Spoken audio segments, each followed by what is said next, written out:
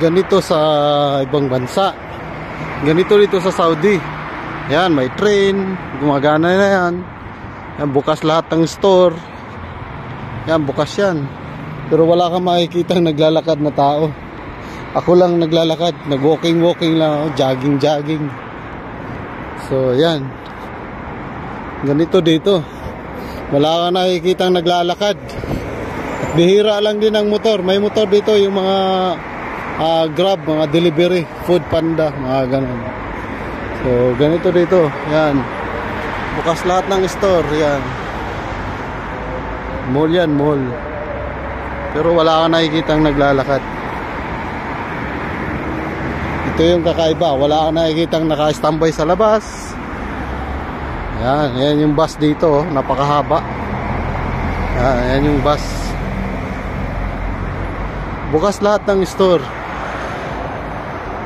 Pero wala kang makikitang naglalakad. Yung mga tao nasa loob. Yan. Ganito dito. Puro disasakyan lahat ng tao dito. Ngayon, sa panahon ngayon dito, napakalamig. Malamig, mainit, ganun pa rin. Wala kang makikitang taong naglalakad. Yan.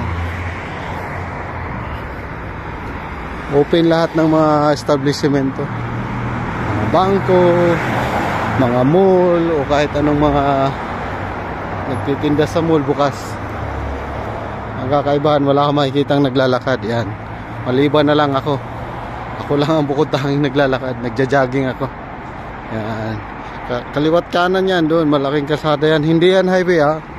Kalsada lang yan sa looban. Pero napakalawak ng kalsada. Yan. Wala ka makikita ang taong naglalakad or nasa loob. Yan, mga bumabiyahe. Yan.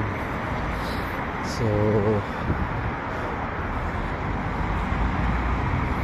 ganito dito.